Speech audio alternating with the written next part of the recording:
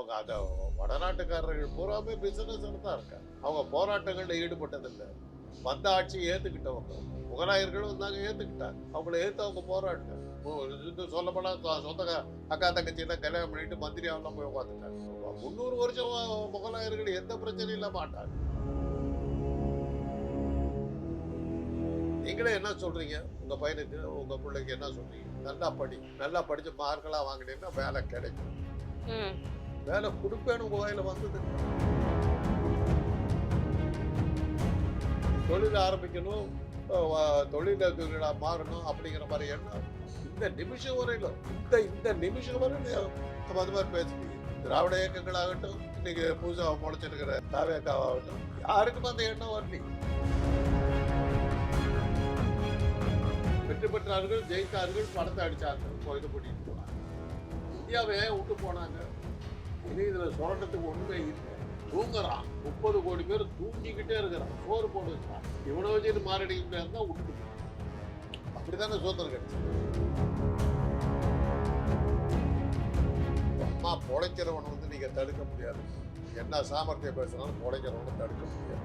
அதனால அவனுக்கு ஈக்குவலா நின்று நாமளும் சம்பாதிக்கலான்னு முயற்சி எடுத்தாலுடைய அவனை பார்த்து பொறாப்படுறதுலையும் அவனை ஒழிப்பேங்கிறதுலையும் அர்த்தம். அதெல்லாம் சொல்லி என்ன பிரயோஜனம்? அந்த தமிழை அவ்வளோ செஞ்சுட்டான். பிரபட்ல இருக்குது, தமிழ் பேர் இருக்கு, பிரபட்லேயே இருக்கு. அவ்வளோ பழமை வாய்ந்த ஏன்னா கட்டணம் கட்டுற அளவுக்கு நமக்கு டெக்னாலஜி இருக்குது. தஞ்சாவூர் கோயிலை எப்படிதான் கட்டினான்னு இன்னைக்கு வந்து எவனாலும் புரிஞ்சுக்கலாம். அந்த அளவுக்கு நம்ம கிட்ட டெக்னாலஜி எங்க போனோம்?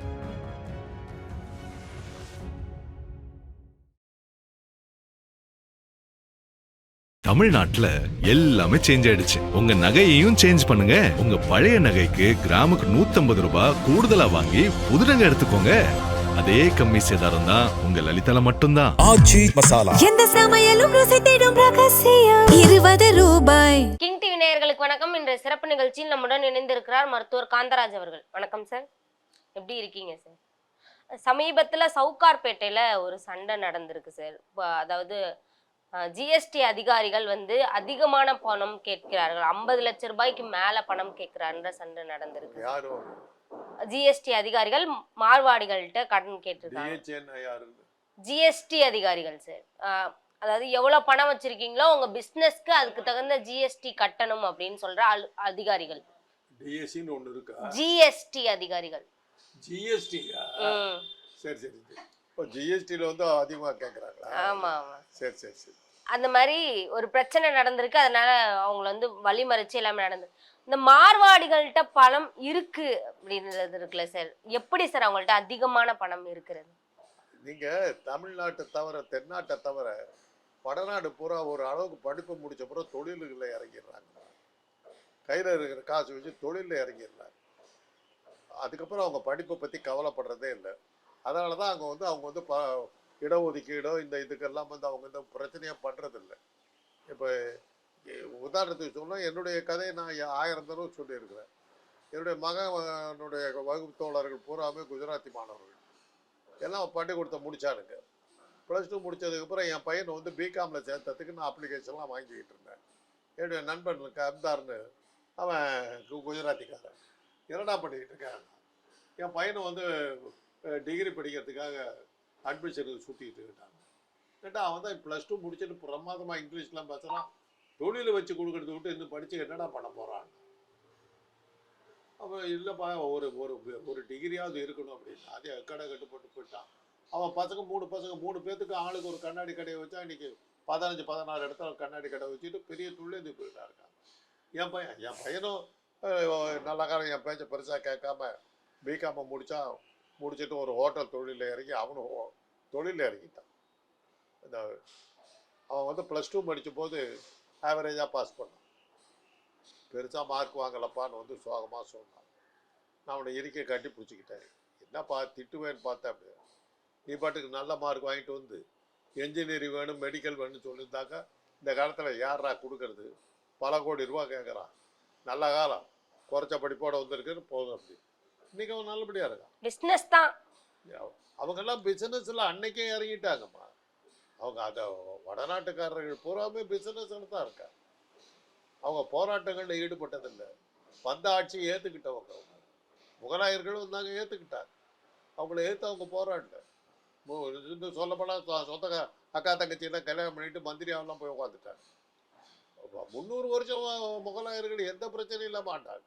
இப்ராஹிம் லோடியில் ஆரம்பித்து, பாபரில் ஆரம்பித்து, அவுரங்கசீப் முடிகிற வரையிலும், ஷாஜாஃபர் வரலும் அவங்க ஆட்சி நல்லா தான் நடந்துக்கிட்டாங்க. அப்புறம் வெள்ளைக்காரர் வந்து வெள்ளைக்காரர்கள் போட்டாங்க. அவங்க போராடவே இல்லை. போராடி நாசமாக போனது பூரா தென்னாடு தான். பூலித்தேவன், பதினெட்டாச்சியார், மருந்து பாண்டியன், கட்டபொம்மை, இந்த மாதிரி வெள்ளைக்காரர்களை எதிர்த்து முஸ்லீம்களை ஏற்றுக்கிட்டு தேசிங்க ராஜா, இது மாதிரி தான் பண்ணிக்கிட்டு இருந்தோம். ஆட்சியாளர்கள் நம்ம என்றைக்குமே ஏற்றுக்கல. அதனால தான் நம்ம வந்து பல இந்த வர்த்தகத்தில் நம்ம பெருசாக போகணும். நீங்களே என்ன சொல்கிறீங்க? உங்கள் பையனுக்கு உங்கள் பிள்ளைக்கு என்ன சொல்கிறீங்க? நல்லா படி, நல்லா படித்து மார்க்கெல்லாம் வாங்கினீங்கன்னா வேலை கிடைக்கும். வேலை கொடுப்பேன்னு உங்கள் வாயில் வந்ததில்லை. கரெக்ட், நான் வச்சு தரேன், என் பிசினஸ் பாத்துக்க, அது மாதிரி சொல்ல வரலையே. வேலை கிடைக்கும். எங்கேயா ஒரு கம்பெனியில் கிளார்க்காக கொண்டு நம்ம பிசினஸ் பண்ணாதானே பசங்களுக்கு கொடுக்கறதுக்கு. அது இருந்தா உங்களுக்கே இல்லை. அதனால எவ்வளோ வடநாட்டுக்காரன் ஒரு 10ஆம் கிளாஸ் படித்தவன் வந்து ஒரு கணக்கை ஒரு பலச்சார கடை வச்சுருப்பான். அதில் கிளார்க்காக யாரா உட்காந்துருக்கான நம்ம ஓனர். அவன் எம்ஏ படிச்சுட்டு இவன் அவங்ககிட்ட கிளார்க்கு. இப்படி தான் நம்ம போயிட்டுருக்குறோம். இன்றைக்கி வரை நம்ம தொழில் ஆரம்பிக்கணும், தொழிலாக மாறணும் அப்படிங்கிற மாதிரி எண்ணம் இந்த நிமிஷம் வரையிலும் இந்த நிமிஷம் வரையிலும் நம்ம அது மாதிரி பேசலையே. திராவிட இயக்கங்களாகட்டும், இன்றைக்கி புதுசாக முளைச்சிருக்கிற தாவேக்காவாகட்டும், யாருக்குமே அந்த எண்ணம் வரலையே. வேலை கிடைக்கும், எவனோ வேலை கொடுப்பான், எவனோ கம்பெனியாக இருப்பான், அவன்கிட்ட வேலைக்கு போய் அடிமையாக இருக்கும். அந்த எண்ணத்தில் தான் வாழ்ந்துக்கிட்டு. இப்போ மார்வாடிகள் குறிப்பா நேரத்தை வந்து குறைவா செலவிட்டு பணத்திற்கான வழியை மட்டும்தான் எடுத்துக்கிறாங்கன்னு சொல்றாங்கல்ல சார். பணம்னு அவங்க எடுத்துக்கிறதுக்கான காரணம் என்ன சார்? வேண்டான்னு சொல்லுங்களேன். பணம் எதுக்காக தேவைப்படுதுன்னு தெரியாது அவங்களுக்கு. பணங்கிறது ஒரு முக்கியமான விஷயமே இல்லை. ஆனால் சாவரவங்களும் தேவைப்படுறது பணம்னு நேற்று கூட ஒன்று. பணம் எடுக்கிறது கூட காசு வேணுமா? காசே தான் கடவுளடாங்கிறான். அப்படி இருக்கும்போது பணம் எதுக்குன்னு ஒரு கேள்வி கேட்குறீங்களே. இந்த கேள்வி கேட்கறவங்க நம்ம ஒரு இல்ல சார், நம்ம தமிழ்நாட்டுல இருக்கிறத விட அவங்கள்ட்ட இருக்க பணம் அதிகமா இருக்கு. அதற்கான வழி காரணம் அந்த சம்பாதிக்கிற வழியை பார்த்துக்கிட்டே இருக்கிறான். எந்த வழியிலாம் பணம் நம்ம சம்பாதிக்க முடியும்னு பார்க்குறான், போறான், அதைத்தான் செய்யறான். வெள்ளைக்காரன் அங்க இருந்துக்கிட்டு என்னத்துக்கு இவ்வளவு தூரம் வந்தான்? இவ்வளவு தூரம் வந்து பல நாடுகளை ஏன் பிடிச்சான்? பணத்துக்காக தானே பிடிச்சான். இங்கிலாந்துங்கிறது இந்தியாவை போல இத்தனூண்டு, ஒரு மாநில அளவு கூட கிடையாது இங்கிலாந்து. அப்படிப்பட்ட ஒரு இது வந்து உலகம் முழுவதும் 40 நாடுகளுக்கு மேலே தன்னுடைய பிடியில் வச்சிருந்ததுன்னா எப்படி முடிஞ்சது? அதல்ல, வெற்றி பெற்றார்கள், ஜெயித்தார்கள், பணத்தை அடித்தாங்க, இது பண்ணிட்டு போனாங்க. இந்தியாவை விட்டு போனாங்க. இனி இதில் சுரண்டத்துக்கு ஒன்றுமே இல்லை. தூங்குறான், 30 கோடி பேர் தூங்கிக்கிட்டே இருக்கிறான், சோறு போடுங்கிறான். இவனை வச்சுட்டு மாரடிக்க முடியாதுதான் விட்டுட்டு போயிட்டான். அப்படித்தானே சுதந்திரம் கிடைச்சது. அந்த நிலைமை தமிழ்நாட்டுக்கு வருமா? ஏன்னா வட இந்தியர்களோட தாக்கம் அதிகமா இருக்குல்லையா இங்க. அம்மா பொழைக்கிறவனை வந்து நீங்க தடுக்க முடியாதுமா. என்ன சாமர்த்தியம் பேசினாலும் பொழைக்கிறவனை தடுக்க முடியாது. அதனால அவனுக்கு ஈக்குவலா நின்று நாமளும் சம்பாதிக்கலான்னு முயற்சி எடுத்தாலுடைய அவனை பார்த்து பொறாப்படுறதுலையும் அவனை ஒழிப்பேங்கிறதுலையும் அர்த்தம் இல்லை. அப்ப தமிழ்நாட்டுக்காரங்களாம் தூங்கிட்டு இருக்காங்களா? ஆமா, எவ்வளோ வளங்கள் இருக்குது. எம்ஜிஆருடைய ஆட்சியில் 9 வருஷத்துல ஒரே ஒரு தொழிற்சாலை தான் வந்தது. எங்கள் அண்ணன் தொழில் அமைச்சர். வேலூரில் இருக்கிற வெடிமருந்து தொழிற்சாலையை தவிர 9 வருஷத்துல ஒரு தொழிற்சாலை எம்ஜிஆர் ஆரம்பிக்கல. ஜெயலலிதா அதை கூட செய்யல. திருப்பி ஓட்டு போட்டு ஜெயிக்க வச்சு யாருனாக்கா அவங்கள தான் ஜெயிக்க வச்சு. இதை இப்போதானே இந்த ஸ்டாலின் ஆட்சி வந்த போது தானே ஒரு சில தொழிற்சாலைகள்லாம் நமக்கு புதுசாக வந்தது. அப்புறம் அந்த மாறன் ஓரளவுக்கு முயற்சி எடுத்து ஹூண்டாய் போல பல கார் தொழிற்சாலைகள்லாம் கொண்டதில் தான் தமிழ்நாட்டில் தொழில் வளம் கொஞ்சம் பெருக ஆரம்பிச்சது. அதுக்கப்புறம் தான் தமிழ்நாடு தொழில் வளத்துக்கே வந்தது. அது ஒன்றும் விவசாய பூமி காவேரிக்கு சண்டை போடுறதுல தான் டைம் தெரியாது. இப்போ மார்வாடிகள் அவங்களோட குலத்தை சார்ந்தவங்களுக்கோ இல்லை அவங்க ரீஜியனில் இருக்கவங்களுக்கு ஹெல்ப் பண்ணுவாங்க அப்படின்னு சொல்கிறாங்க சார். அது ஏன் தமிழர்கள் கை கொடுத்து உதவ மாற்றிக்கிறாங்க? அதை சொல்லுவாங்க. ஒரு இந்த நண்டை எல்லாம் தூக்கி ஒரு பாத்திரத்தில் போட்டிங்கன்னா ஒவ்வொரு ரெண்டாக அந்த பாத்திரத்தை விட்டு வெளியில் வரத்துக்கு ட்ரை பண்ணிக்கிட்டே இருக்கும். அது மேலே ஏறும்போது இன்னொரு நண்டு போய் அதை காலை பிடிச்சி எடுத்து கிளவும். அந்த நண்டு மனப்பான்மை உள்ளவங்க நம்ம தமிழர்கள். தமிழர்கள். அதுலேயே நம்ம இதுலேயே எடுத்தீங்கன்னா ரெண்டு இனம்தான்மா. நாடார்கள், சைவ வெள்ளாளர்கள், வெள்ளாள கவுண்டர்கள். இவங்க 2 பேர்த்த தவிர பணமும் கல்வியும் செல்வமும் இருக்கிற நாடார்களை வந்து பட்டியலினத்தை சேர்ந்தவங்களா வச்சிருக்காங்க.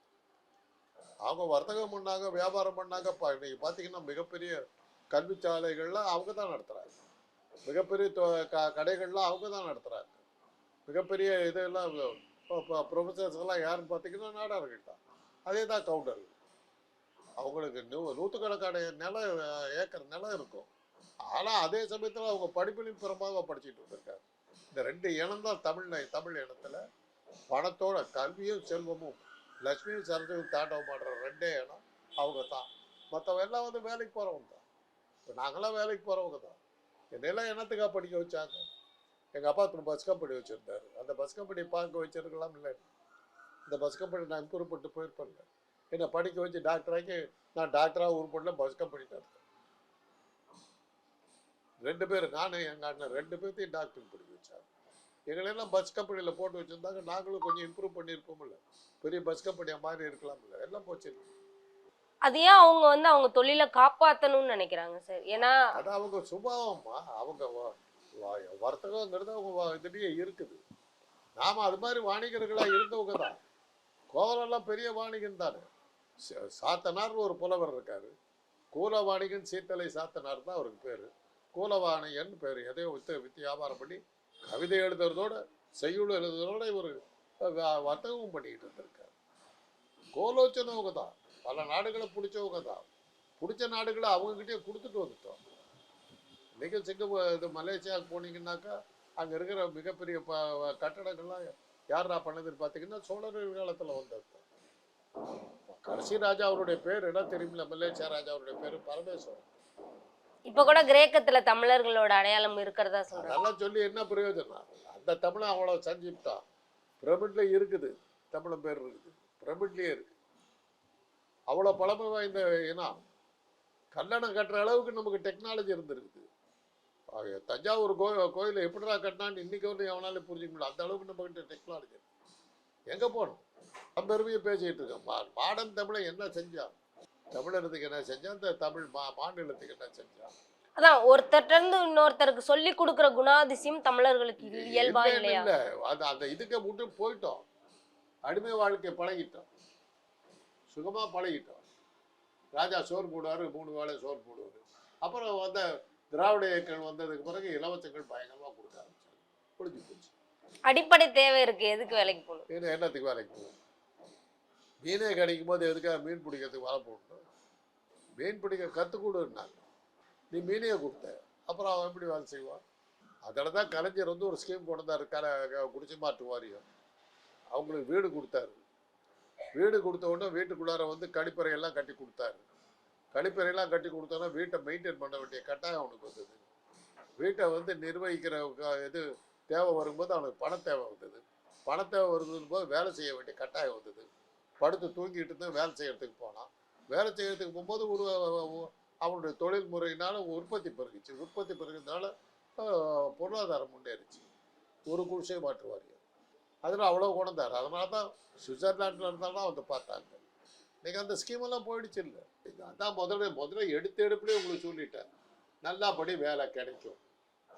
அந்த மனப்பான்மை இருக்கிறவங்க நம்ம உருப்பட முடியாது. இப்போ அவங்க பெரும்பாலும் கூட்டு குடும்பங்களா இருக்காங்க. தமிழர்கள்ட்ட அந்த கூட்டு குடும்பம்ன்ற நடைமுறை போயிடுச்சு. சும்மா கூட்டு குடும்பங்கிறத எல்லாம் அங்கேயும் இல்லை, இங்கேயும் இல்லை, எங்கேயுமே இல்லை. கூட்டு குடும்பமெல்லாம் ஒரு காலம், இன்னைக்கு இல்லை. இல்லை, அவங்கள வச்சுதான் வேலை வாங்குறாங்க. அவங்க கடைகள் எல்லாத்துக்குமே அவங்களோட குடும்பத்தார்கள் மட்டும்தான் இருக்காங்க. சொந்தக்காரங்களுக்கு கொடுப்பாங்க, வேலை கொடுப்பாங்க. கூட்டு குடும்பமாக வந்து ஒரே குடும்பமாக வாழ்றது அதெல்லாம் போச்சு. அந்த கூட்டு குடும்ப சிஸ்டம் வந்து உலகம் முழுவதும் எங்கேயுமே இல்லை. அது ஐரோப்பிய சிஸ்டம் நம்மக்கிட்ட வந்துருச்சு. ஐரோப்பாவில் அப்படி தான். பள்ளிக்கூடத்தில் படிக்கிறவர்லேருந்து தான் புள்ள வீட்டில் இருக்க முடியும். பள்ளிக்கூடம் ஸ்கூல் முடிச்சுட்ட உடனே அவங்க வீட்டை விட்டு எடுத்துக்கிடுவாங்க. தானே சம்பாரித்து மேற்கொண்டு படிக்கிறதுக்கோ வேலை செய்கிறதுக்கோ எல்லாமே தானே தான் சம்பாதிக்கும். வேலை செஞ்சாகும். நான் அமெரிக்காவில் பயிற்சி எடுத்துக்கிட்டு இருக்கும்போது என்னோட இருந்த மாணவர்கள் பல பேர் வந்து அங்கே இருக்கிற லைப்ரரியில் வேலை பார்த்தாங்க, அங்கே இருக்கிற மருத்துவமனைகளில் வேலை பார்த்தாங்க. அதில் வர்ற வருமானத்தை வச்சு தான் கல்லூரி ஃபீஸெல்லாம் கட்டினாங்க. அப்பா அம்மா கட்டுறது, அங்கே பேரண்ட்ஸுங்கிற பிரச்சனையே கிடையாது. அவங்க மூலமாக தான் அவங்க வாழ்க்கையை நடக்கும். அதனால் இதெல்லாம் அவங்க அந்த கூட்டு குடும்பங்கிறது வந்து ஐரோப்பிய மாடல் நமக்கு இங்கே வந்துருச்சு. இங்கே வந்துட்டதுனால இன்னைக்கு இந்தியா முழுக்க எங்கேயுமே கூட்டு குடும்பம் இல்லை. அதெல்லாம் ஒரு காலம். இப்போ பெரும்பாலும் அவங்க வந்து தங்க நகைகளை வந்து அதிகமா பர்ச்சேஸ் பண்றது, இல்லைன்னா பணம் வட்டிக்கு விடுற தொழில்கள். தொழில் நிறையா சொல்லிட்டு போயிட்டே இருக்கலாமா? ஒவ்வொன்றா தங்க நகை, வெள்ளி நகை, பித்தளை நகைன்னு ஆரம்பிச்சுட்டு போனீங்கன்னா அதுலேயே ஒரு தொழில் செய்கிறாங்க, அவ்வளோதான்.